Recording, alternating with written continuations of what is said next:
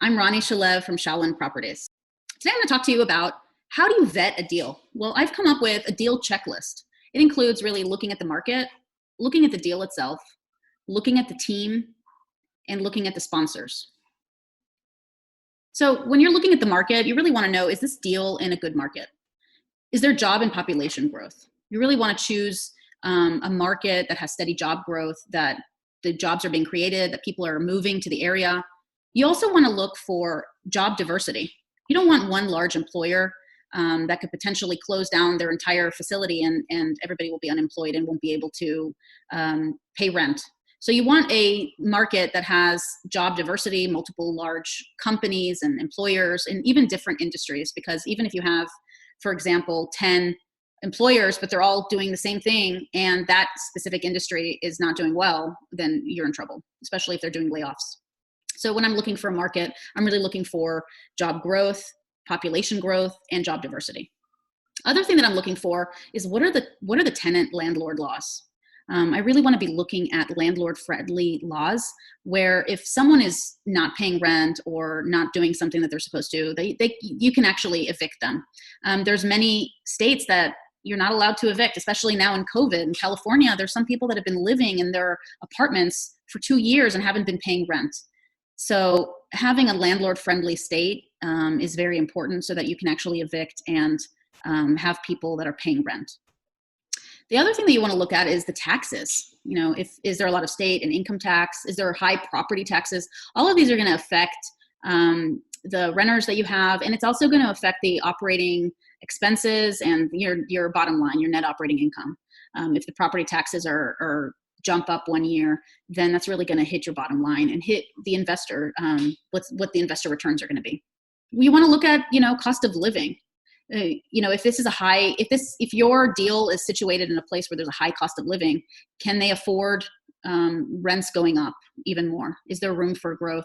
So these are all different pieces that are just part of looking and selecting your market. Next, you want to really look at the deal itself. Does the deal make sense? Is the business plan clear? Is the structure, what is the structure between the sponsors and between the limited partners? Is there a value add opportunity? Can they improve it, whether it's through operational efficiencies or decreasing costs or making the building itself nicer? And can they achieve the rents that they're projecting? You also want to look at the neighborhood itself. You really want the neighborhood to be attracting high quality renters. If you're looking at an apartment complex, for example, that is the majority of them are one bedrooms or studios, you're not going to be attracting renters that are families. And so if you really have to look at the deal and does it make sense? You also want to understand do the demographics support the business plan? Is there a job and population growth? And that's what kind of we talked about in the previous slide. But if your business plan is to raise rents and the demographic can't afford those rents, then that doesn't make sense. The deal doesn't make sense. The other thing that you want to look at is there an exit strategy? What happens at year 5? What happens at year 3? Do they have a plan? Wealth preservation should really be a top goal. And the underwriting should really take into account multiple exit scenarios, including like variations in vacancy rates and different potential economic shifts. You really want to make sure that the underwriting is conservative, meaning that it does include just basic indicators for positive performance with opportunities really to over-deliver on the results. Then you want to look at the team itself. And when I say the team, I'm talking about the property management, the legal team, the accounting team, all of the people that come together to make this deal possible. Can they execute the business plan? Does the property management team know the area well? Can they jump in, take over the asset, and start working immediately? Do they have a strong track record? This is all important when you're looking at the team itself. So the biggest piece of the puzzle here are the sponsors. The sponsors are the general partners that really do the majority of the work. So you really want to make sure that they have a track record, that they've executed their business plans in the past, and they have experienced getting investors their returns that they've projected.